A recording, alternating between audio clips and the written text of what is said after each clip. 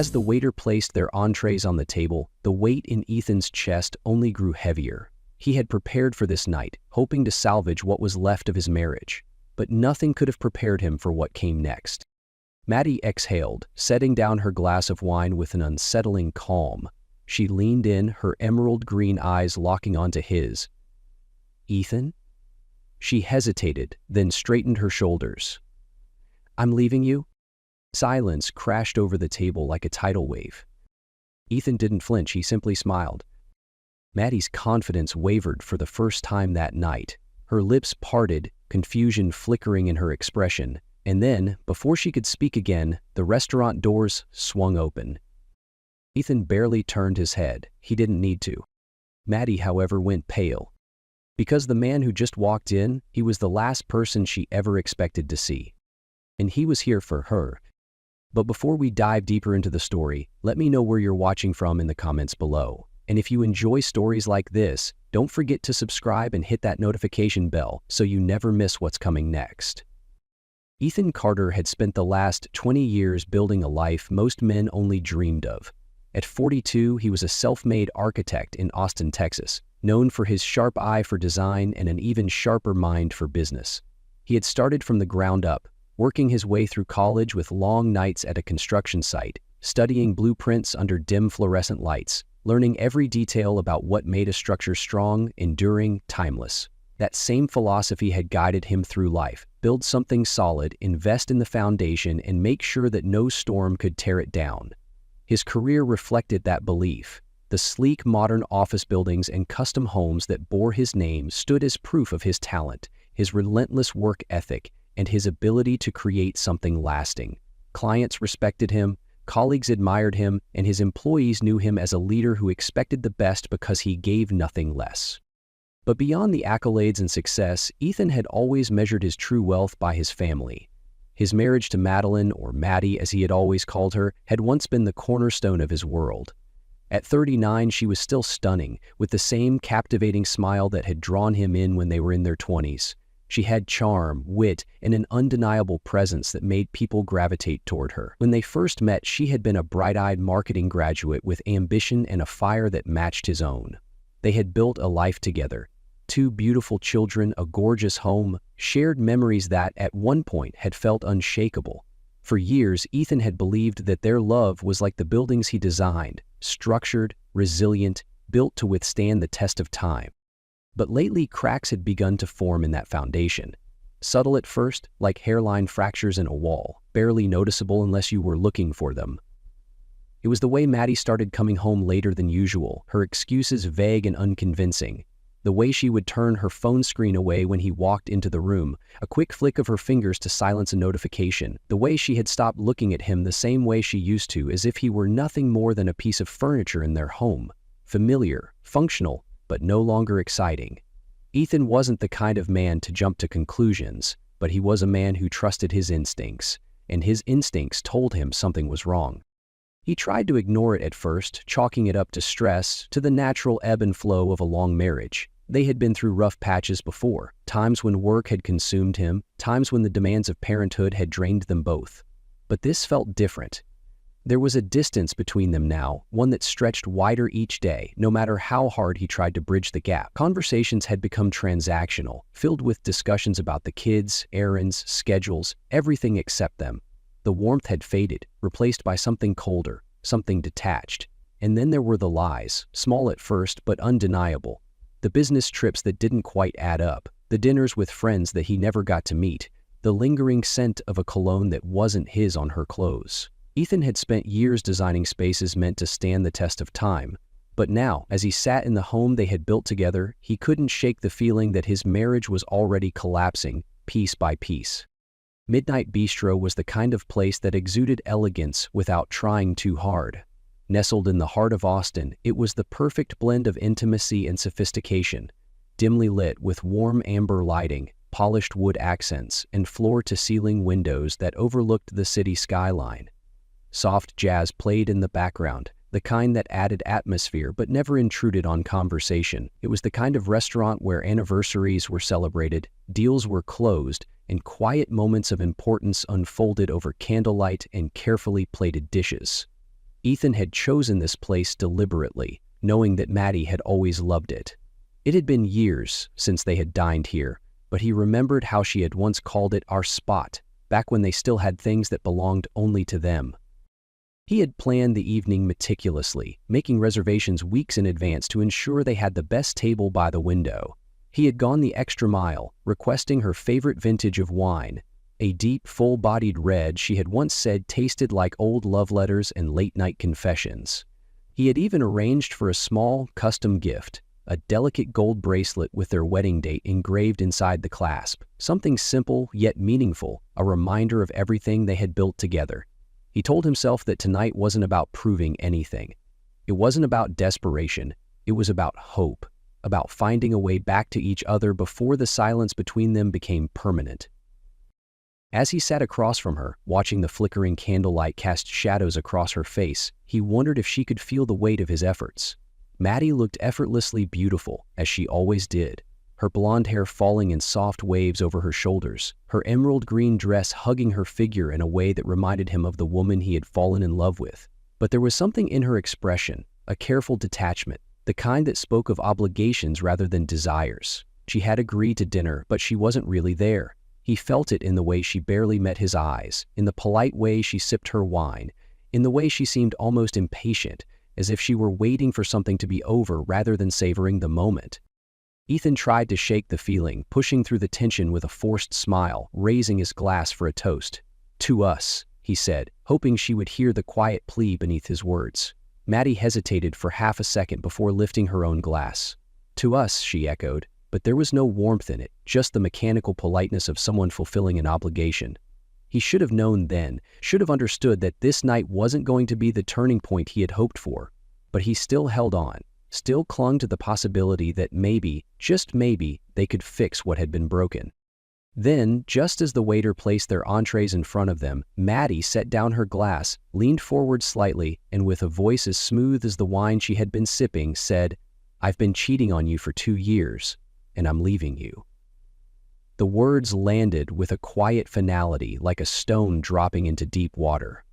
Ethan felt the world tilt for a fraction of a second, a moment of surreal detachment where his mind struggled to process the weight of what had just been said. But instead of reacting with anger or disbelief, instead of demanding an explanation or pleading for answers, he simply smiled.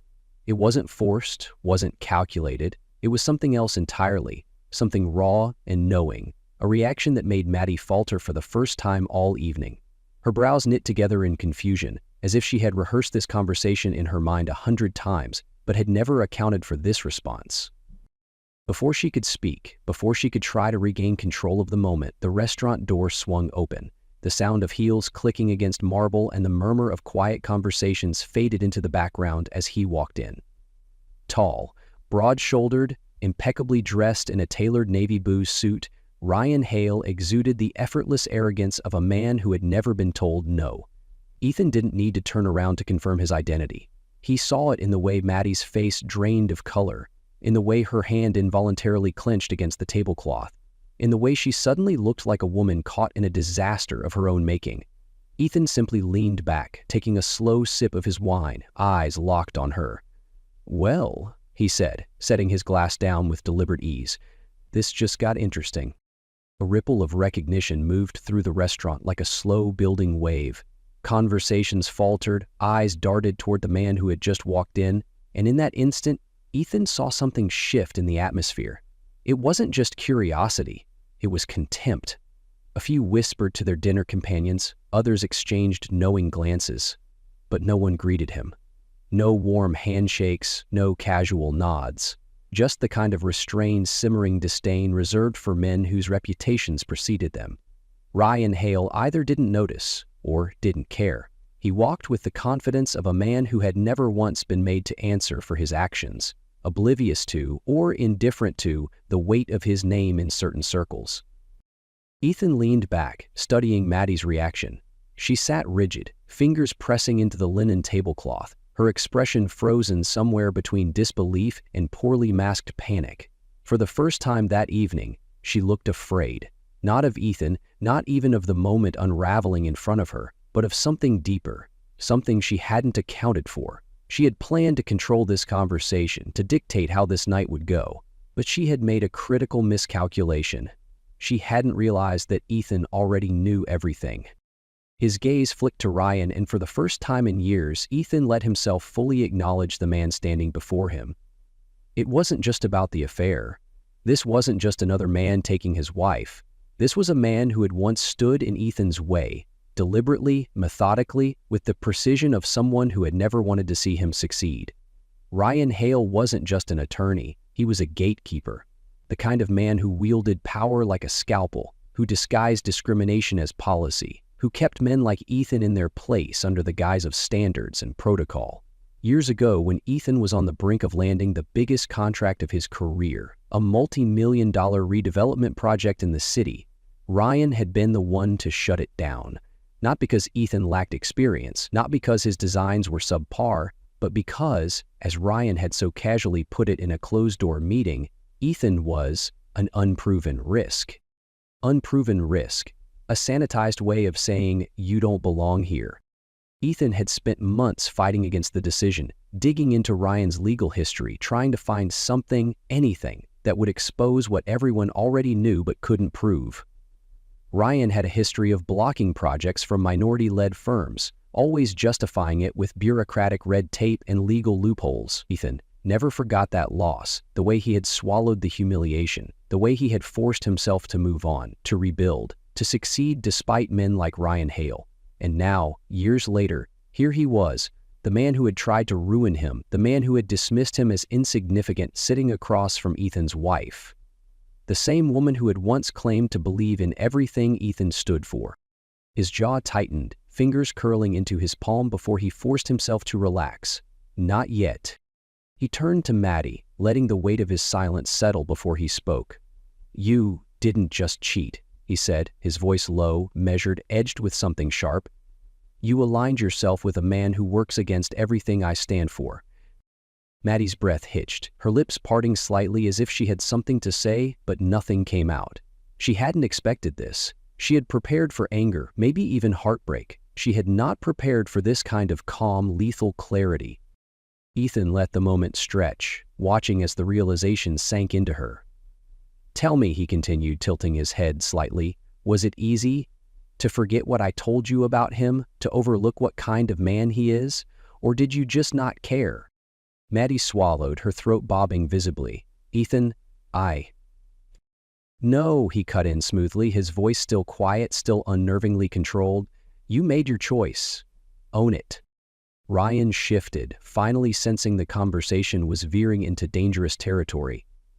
"I don't think this is the time or place for—" Ethan held up a hand, silencing him with nothing more than a look. "You and I both know exactly who you are," he said, his voice steady. "And so does everyone else in this room." Ryan's eyes flicked around, scanning the restaurant, and for the first time Ethan saw it, a crack in the arrogance. The realization that this wasn't just another private confrontation, this was public. The carefully constructed walls of power and influence that Ryan had always relied on to protect himself suddenly felt a little thinner.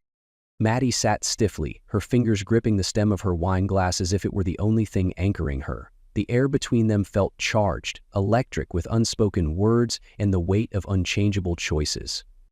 And then Ethan did something that made both of them flinch. He smiled.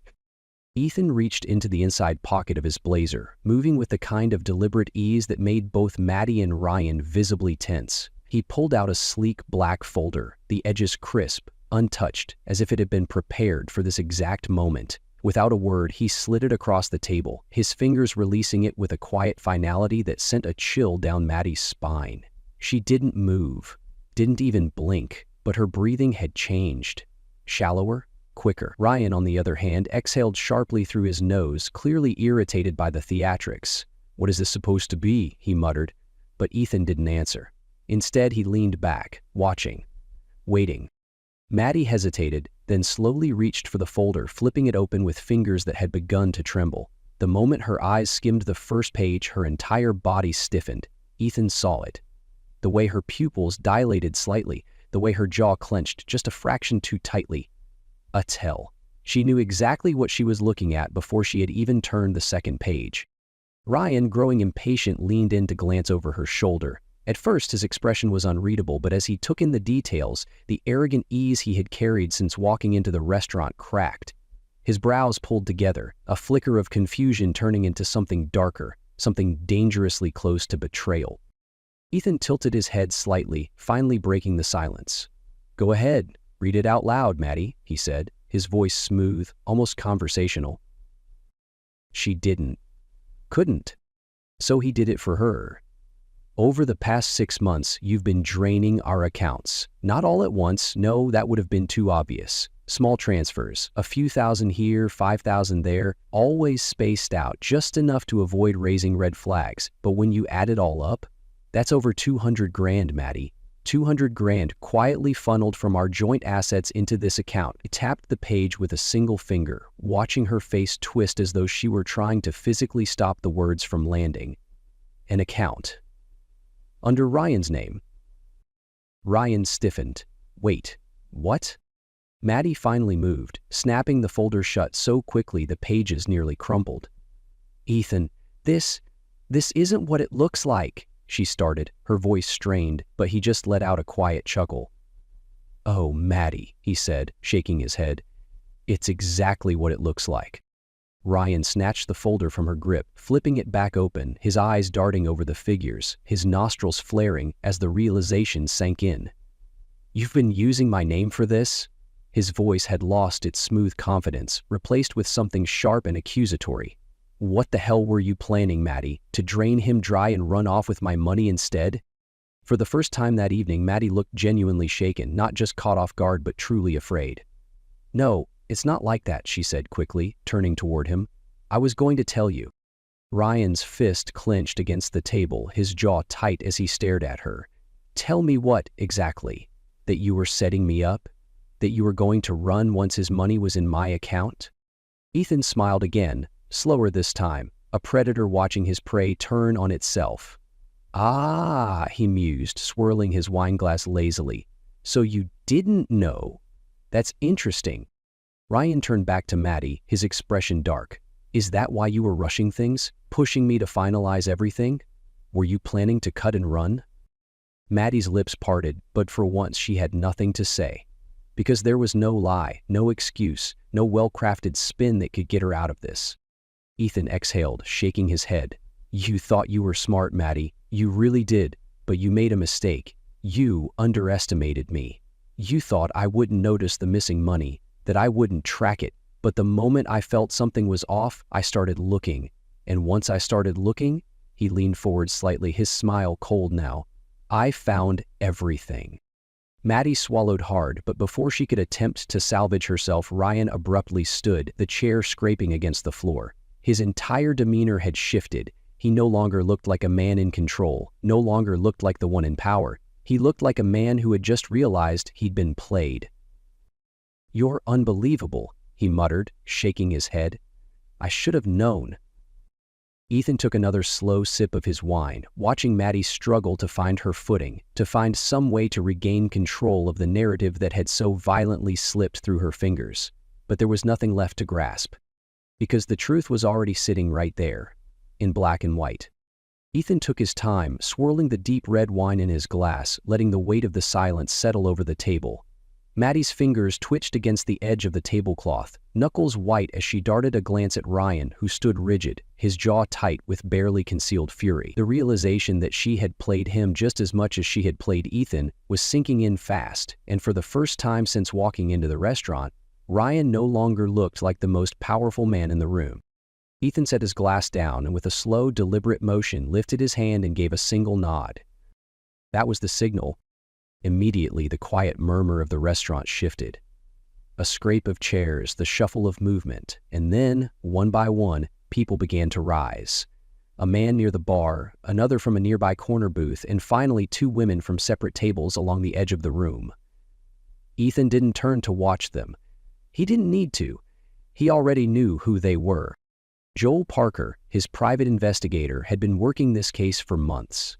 A former detective turned independent PI, Joel had the kind of presence that made people think twice before underestimating him. Lean, grizzled, with sharp eyes that missed nothing, He walked forward casually, resting one hand against the back of Ethan's chair, his other sliding into his pocket like a man who had all the time in the world. Beside him, the two women stood tall, their expressions a careful mix of controlled rage and satisfaction. They weren't just random people in the restaurant. They were victims of Ryan Hale. Women whose lives he had wrecked, whose businesses he had sabotaged, whose reputations he had dragged through the mud to serve his own interests. And then there was her. Charlotte Graves, a journalist known for exposing corruption in high-profile circles, stepped forward. Her dark hair was pulled back in a sleek ponytail, her eyes sharp as a blade, already assessing the damage before she even spoke. Ryan stiffened, his hands curling into fists as he scanned the room, realization dawning too late.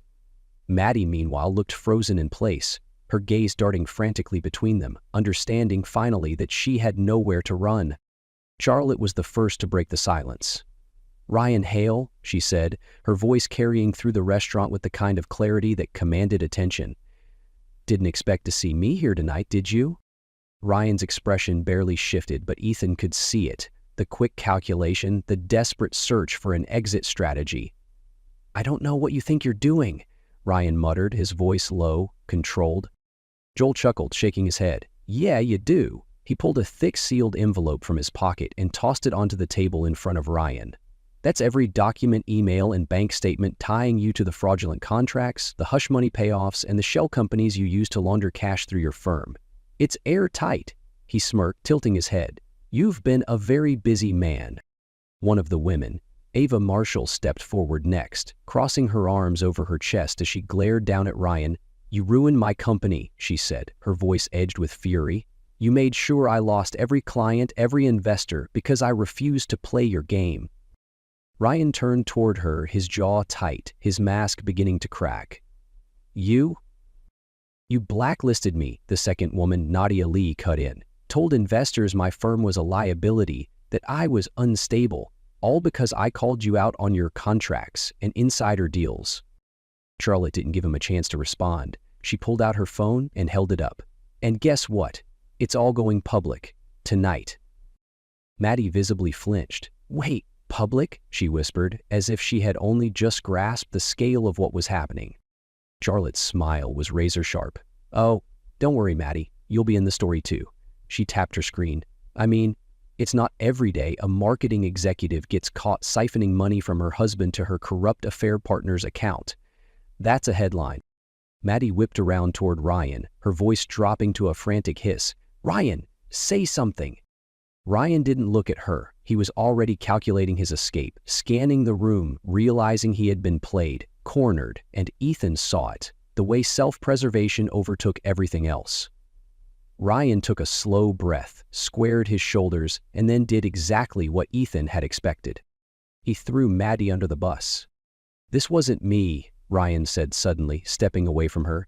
"I had no idea about the money transfers. That was all Maddie." Maddie staggered back like she had been slapped. "Ryan, what the—" Ryan turned toward Ethan, his expression shifting into something almost apologetic, as if he thought he could cut a deal and walk away clean.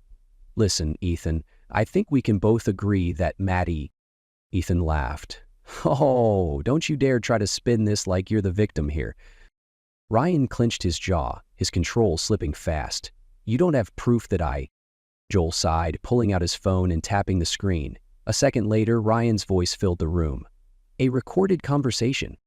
She won't see it coming, the money will be in my name, and once it clears, we disappear." Maddie staggered back. "You son of a—" Ryan turned on her now, his mask completely shattered. "Oh, shut up, Maddie, you knew exactly what this was." The entire restaurant had gone silent, the weight of the confrontation sinking in. Ethan exhaled slowly, finally pushing back his chair, standing with calm, unwavering certainty. He looked at Maddie, at Ryan, at the wreckage of their own making. Then he turned to Charlotte. "Do it," he said. Charlotte tapped her phone one last time. And just like that, the world knew everything.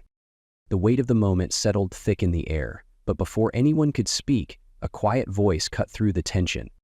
"Mr. Carter, sir?" Ethan turned his head, his eyes landing on a waiter standing just a few feet away, his hands clasped in front of him, expression cautious. He was young, probably in his early 20s, with the wary look of someone debating whether or not to speak up, but ultimately deciding that truth outweighed comfort. Ethan raised an eyebrow. Yeah? The waiter swallowed, shifting slightly on his feet before lowering his voice just enough for Ethan to hear. I think you should know. She's been bringing him here for months. Silence. Ethan didn't react immediately, didn't even blink. He just sat there, absorbing the words, letting them seep into his skin, into his bones. He could feel Maddie tense across from him, could hear the sharp inhale she took, but he didn't look at her, not yet. Instead, he turned his focus on the waiter, measuring the truth in his expression, in the careful way he avoided looking at Maddie entirely, as if he knew he had just detonated a bomb in the middle of the table. You sure about that? Ethan asked, his voice unreadable. The waiter nodded, firm now, as if he had decided that if he was going to say it, he wasn't going to back down. Yes, sir. Same table usually. Window seat. Always around this time of night. I remember because they always ordered the same wine, the one you requested tonight. Ethan exhaled slowly, his jaw tightening. It wasn't just an affair. It was here, in this restaurant. The one place he had chosen tonight because it had meant something. A place they had celebrated anniversaries, promotions, birthdays.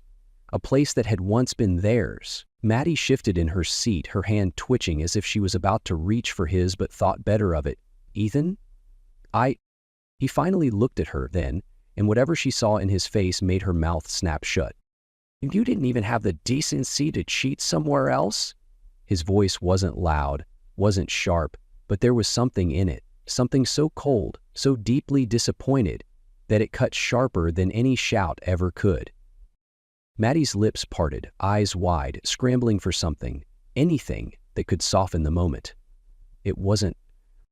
Don't? Ethan interrupted, shaking his head slowly. Just don't.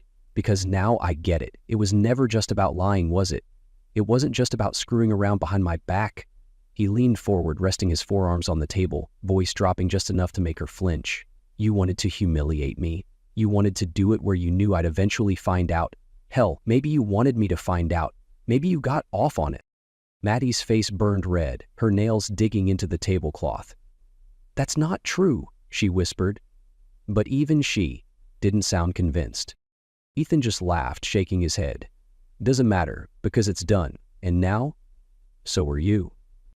The restaurant door swung open again, the faint chime of the entrance bell cutting through the heavy silence that had settled over the table. Maddie barely reacted at first, her mind clearly still scrambling for an escape, but Ethan knew before he even turned his head who had just walked in.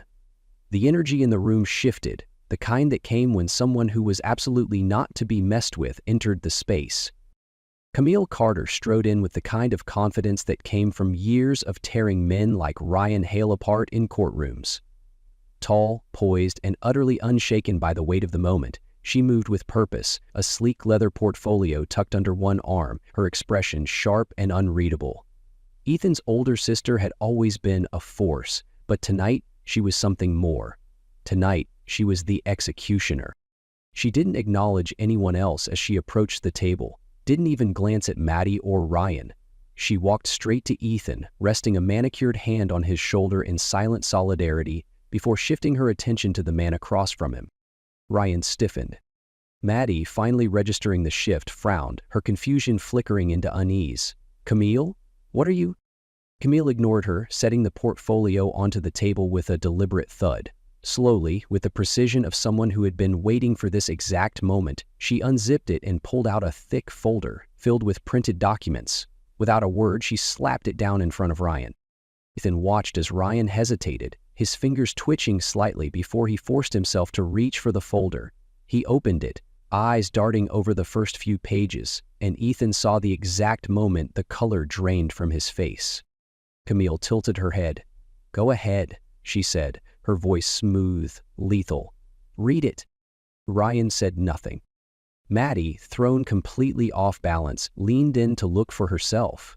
She had barely skimmed 3 sentences before she recoiled like she had been physically struck. Her mouth opened and closed, but nothing came out. Ethan let the silence stretch, let her drown in it. Then finally he leaned back in his chair, crossing his arms over his chest. "Tell me, Maddie," he said, his voice deceptively light, "how does it feel to know you were never anything more than a pawn?" Maddie's throat bobbed as she swallowed hard, her fingers tightening around the edge of the table. This isn't real." Camille arched a brow. "Oh, it's very real." She flipped through the pages before settling on one in particular. With the air of someone revealing the final damning piece of evidence in a high-profile trial, she read aloud. "She's useful for now. She thinks she's playing me, but she doesn't realize she's just another piece on the board." The words hung in the air like a noose tightening around Maddie's throat. Her head snapped toward Ryan, her eyes wide, frantic. "Tell me this isn't real," she whispered, her voice barely audible. "Tell me you didn't say that." Ryan didn't answer. He didn't even look at her. And that was all the confirmation she needed. Maddie's hands trembled, her entire body going rigid as the truth settled into her bones. She was never his partner, never his equal, never anything more than a temporary distraction, a tool he had planned to discard the moment she outlived her usefulness. Ethan exhaled, watching as the last remnants of whatever delusions she had clung to finally crumbled. Ryan pushed the folder away, his jaw tight. "You think you've won?" His voice was lower now, coiled with barely restrained fury.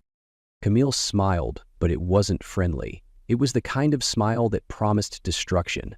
"Oh, honey," she said smoothly, "we're just getting started." Ryan stood abruptly, as if the very act of leaving could sever him from this moment. But Camille moved faster, stepping in front of him before he could take a single step. Her voice dropped, cold and sharp. "Sit down," she said, her tone brooking no argument. "You and I have unfinished business."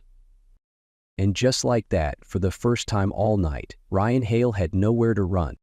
By sunrise, the world knew everything. Ethan woke to the sound of his phone buzzing relentlessly on the nightstand, notifications flooding in like waves crashing against the shore. He let it ring, let it vibrate, let it do whatever it wanted. He already knew what it was. While the city had slept, Charlotte had worked. The article had gone live at 5:42 a.m., and by the time the first round of coffee cups hit office desks, it had already exploded across every major news outlet. Social media was ablaze with headlines that spread like wildfire. Prominent attorney Ryan Hale exposed in corruption, fraud, and scandalous affair. Marketing executive Madeline Carter implicated in financial fraud and corporate misconduct. Legal titan faces disbarment after investigation uncovers years of shady dealings. It wasn't just a local affair, this was national news. Ethan finally picked up his phone and scrolled through the endless flood of messages, texts from colleagues, business partners, old friends. Some were checking in, others offering congratulations. Because in their world, power games were common, but seeing a man like Ryan Hale fall, that was rare. And Maddie, she had fallen right along with him. He threw back the covers and got up, stretching out the weight of the previous night. As he moved toward the kitchen, he turned on the TV, flipping through the channels until he landed on one of the morning news broadcasts. The headline at the bottom of the screen read, "High-profile attorney's downfall, corruption, blackmail, and the affair that ended it all." The reporter's voice was crisp, detached in that professional way, but the words cut deep. In a stunning revelation last night, Ryan Hale, a prominent corporate attorney known for his high-profile legal battles, has been exposed for a web of fraudulent dealings, blackmail, and a 2-year affair with marketing executive Madeline Carter. Reports indicate that Hale engaged in unethical practices, including blocking minority-led businesses from high-value contracts, falsifying legal documentation, and using coercion tactics against former business partners. Additionally, leaked financial records show that Carter, who was married at the time, funneled funds into an account under Hale's name, allegedly in an attempt to secure a financial escape plan before the affair came to light. Ethan sipped his coffee, watching it all unfold, every piece of it. The camera cut to footage of Ryan leaving his firm's headquarters, shoulders tight, jaw locked, shoving past reporters as they hurled questions at him. "Mr. Hale, do you have a statement on the allegations? Is it true that your law firm has terminated your contract? What do you say to the victims of your legal manipulations?" Ryan didn't answer because there was no answer that could save him now. His firm had cut ties with him within hours of the article dropping. The partners had wasted no time drafting their official statement, making it clear that they were distancing themselves completely. Hale & Associates does not condone the actions outlined in recent reports and will cooperate fully with any forthcoming investigations. Effective immediately, Mr. Hale is no longer associated with our firm in any capacity. Ethan smirked. The man had spent years ruining lives, and now his own life was unraveling in real time. Then came the lawsuits. Camille had wasted no time.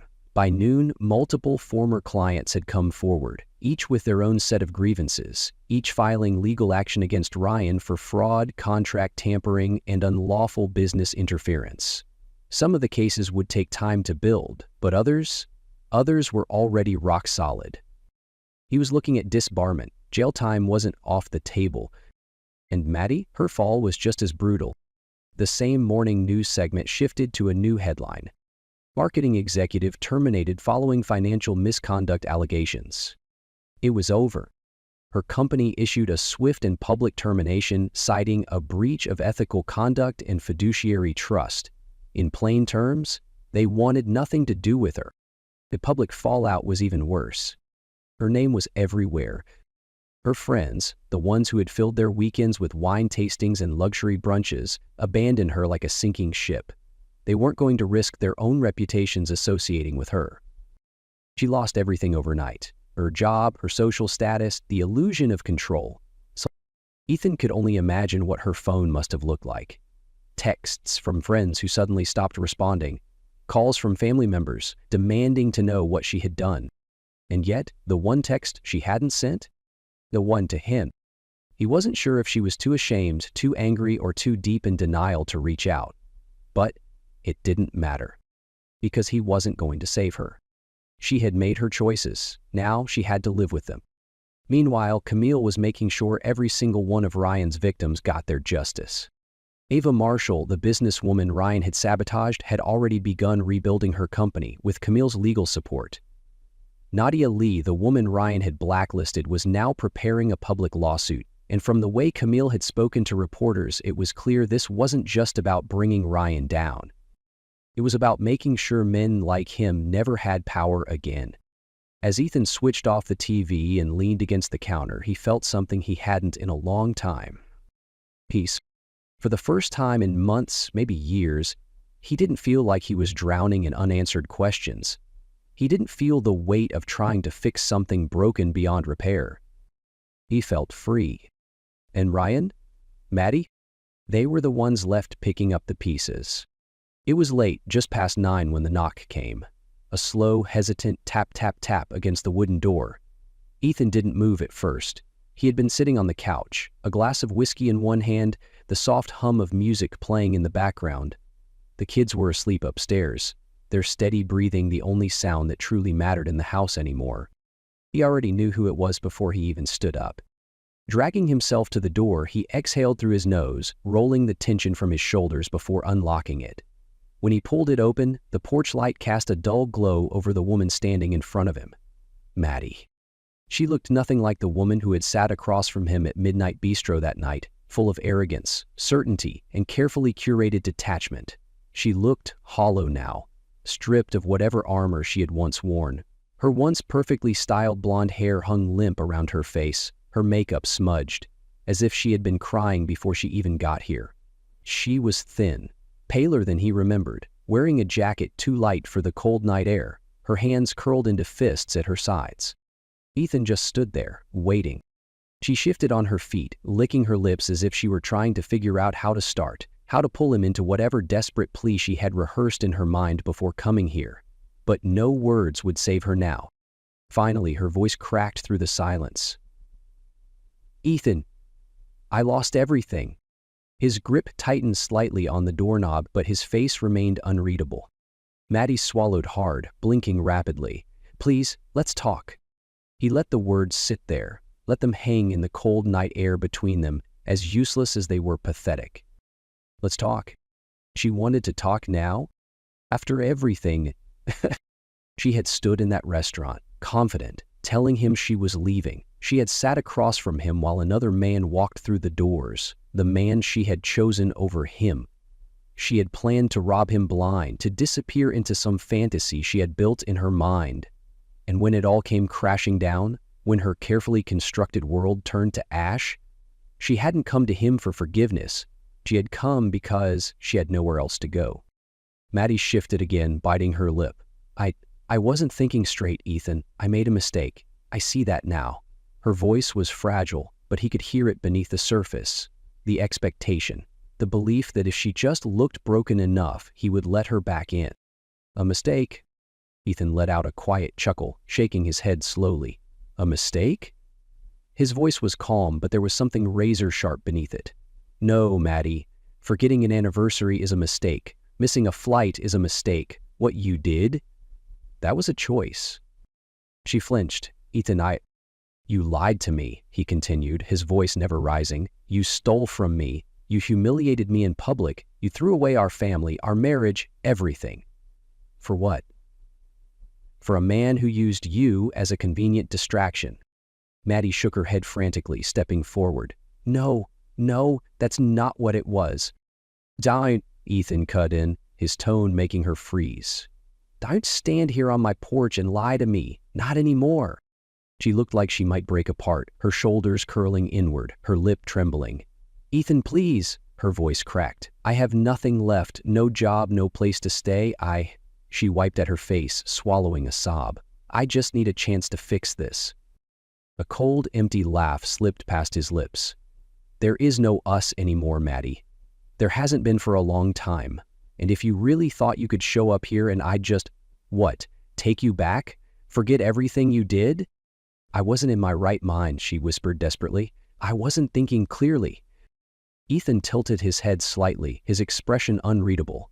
No, Maddie, you were thinking very clearly. He leaned against the doorframe, crossing his arms. You were clear when you were sneaking around with Ryan for 2 years. You were clear when you took money out of our accounts. You were clear when you let me sit in that restaurant waiting for my wife to tell me she was leaving me. You were clear when you made your choice. Maddie's face crumpled. Ethan watched her, but he felt nothing. No anger, no satisfaction, no triumph, just clarity. She was nothing to him now. She was just a woman who had once had everything and thrown it away. Her voice was barely a whisper now. What am I supposed to do? For a brief moment, Ethan just looked at her, looked at the wreckage of the person she had become, and then, without another word, without another glance, he shut the door in her face. The lock clicked, and it was done.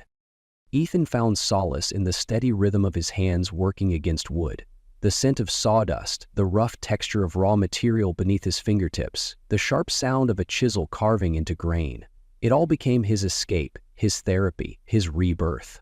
What had started as a distraction soon became an obsession. He spent late nights in the garage, shaping, sanding, building. There was something deeply satisfying about turning something rough and unrefined into something beautiful and lasting.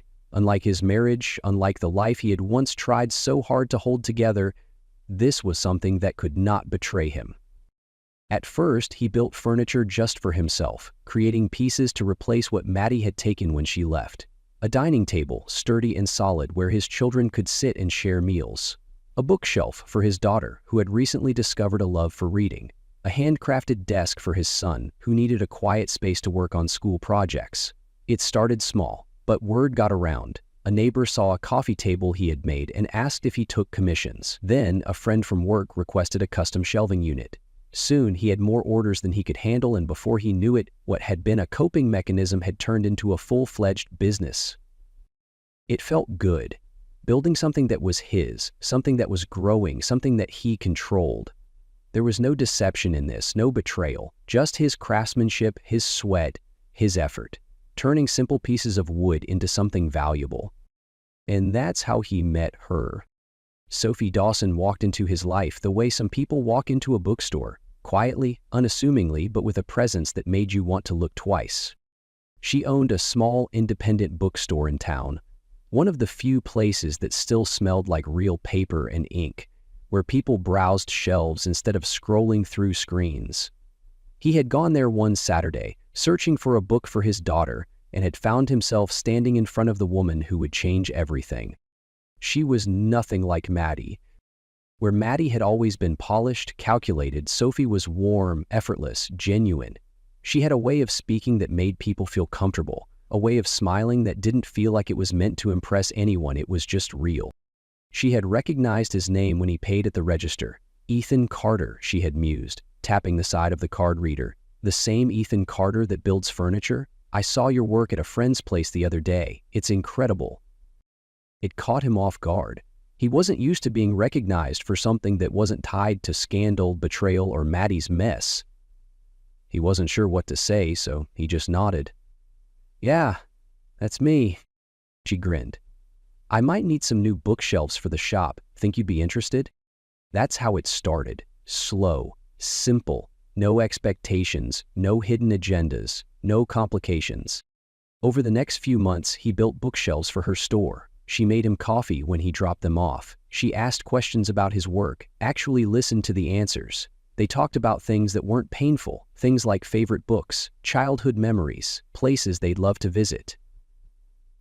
It was easy. For a long time, Ethan had thought he would never be able to trust someone again. Maddie's betrayal had made him wary, made him question every motive, every intention. But Sophie?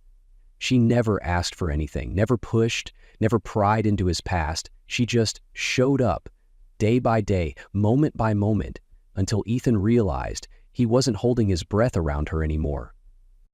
One evening, after he had installed the last of her shelves, she handed him a beer instead of coffee. They sat on the floor of the bookstore, backs against the counter, the scent of fresh-cut wood mixing with the rich aroma of old books. You ever think about expanding? She asked, tilting her head toward him. Turning the woodworking into something bigger? He took a slow sip of his drink, thinking, I don't know. I like keeping it small. Feels personal that way. She nodded, considering. That makes sense, but I still think more people should see your work. It's special. He had heard compliments before, from clients, from friends, but somehow when she said it, it didn't feel like flattery. It felt like she actually meant it.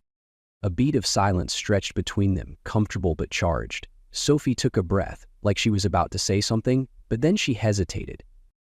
Ethan turned his head slightly, watching her. What?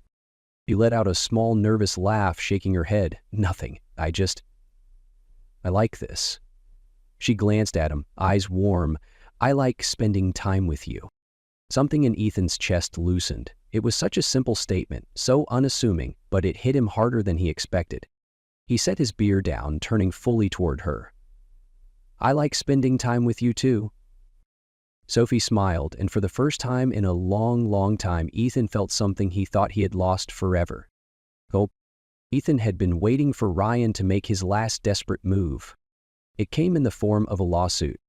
The papers arrived on a crisp Monday morning, delivered by a stiff-looking courier who barely made eye contact as he handed over the envelope.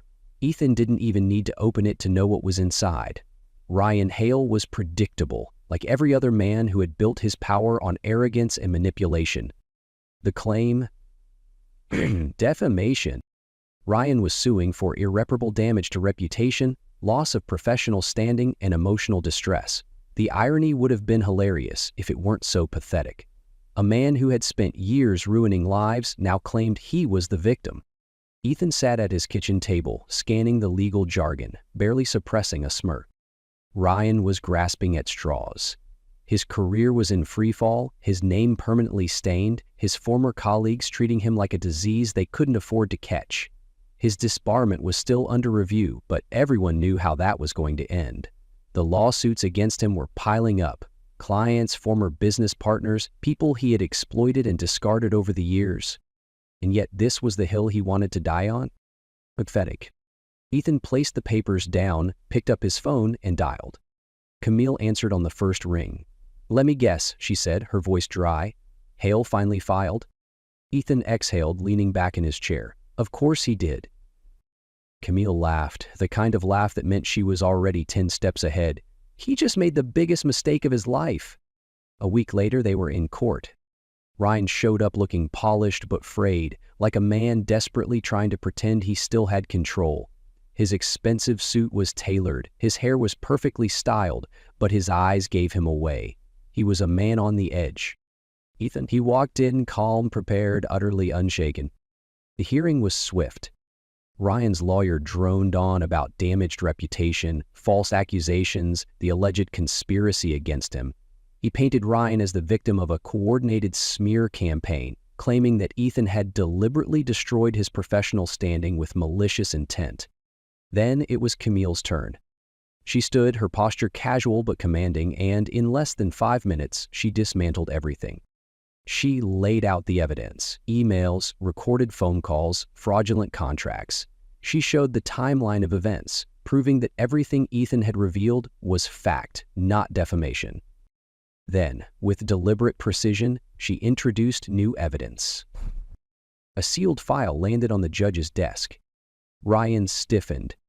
Ethan leaned forward, watching his opponent finally realized he had walked into his own grave. Camille's voice was smooth, controlled.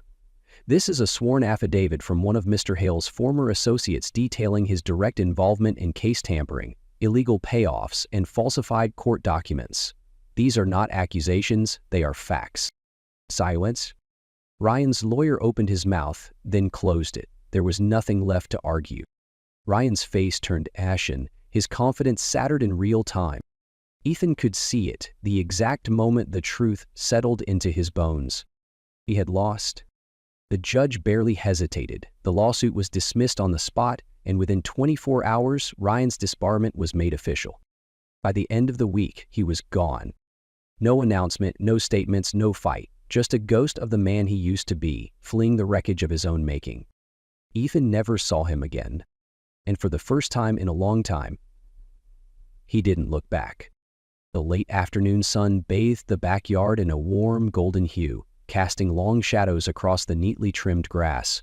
Laughter rang through the air, light and carefree, as Ethan watched his kids chase each other around the oak tree at the far end of the yard. His son, now a teenager, was still just as protective over his younger sister as he had always been, but now there was an ease between them, a bond that had only grown stronger over the years. Ethan sat on the porch, a cold beer resting on the arm of his chair, his fingers lightly tapping against the wood he had built himself. Everything around him, the house, the yard, even the furniture inside, was something he had rebuilt with his own hands, something real, something permanent. Beside him, Sophie leaned against the railing, sipping from a cup of tea, her eyes following the kids with a soft, contented expression. She had become a constant in his life, her presence woven into the fabric of their everyday moments in a way that felt as natural as breathing. She hadn't replaced anything, she had simply become a part of everything. For the first time in years, Ethan wasn't looking over his shoulder. He wasn't waiting for the past to creep back in, wasn't carrying the weight of someone else's betrayal. He had spent so long trying to understand why it happened, trying to make sense of it, trying to figure out where he went wrong. But now, it didn't matter anymore. Pain had led him here. If Maddie had never walked into that restaurant and shattered his world, he never would have found this peace, this love, this life. Sophie shifted beside him, tilting her head slightly as she looked over at him. "You're quiet," she mused, her voice light. He exhaled, shaking his head with a small smile. "Just thinking." She smirked. "Dangerous." Ethan chuckled, taking a sip of his beer before glancing at her. "You ever think about how life turns out? How sometimes the worst things that happen to us are the things that set us on the right path?" Sophie considered that for a moment, her eyes softening. "Yeah," she said, finally nodding. "I think about that a lot."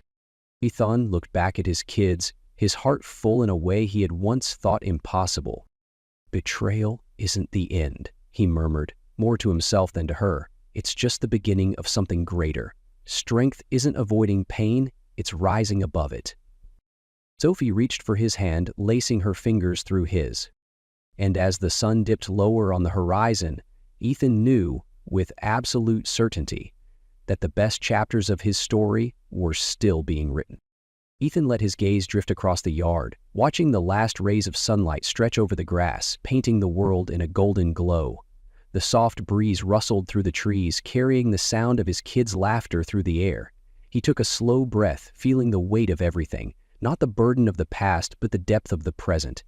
This life, this moment, was something he had built from the wreckage, and damn if it didn't feel good to stand on solid ground again. He turned his beer bottle idly between his fingers, his grip relaxed, his shoulders at ease. Sophie gave his hand a gentle squeeze before standing, collecting their empty cups. "I'll be inside," she said, with that knowing smile, the one that had become a quiet reassurance in his life. She didn't need to say anything else. She understood him in ways that didn't require words. Ethan watched her walk inside, then exhaled slowly, shifting his focus back to the horizon. His mind wandered for a moment, back to all the twists and turns that had led him here. The betrayal, the chaos, the fall of people who thought they were untouchable. Maddie had never recovered from her downfall. Last he had heard, she was working odd jobs, barely scraping by, a ghost of the woman who once thought she was too good for the life she had thrown away. And Ryan? Gone.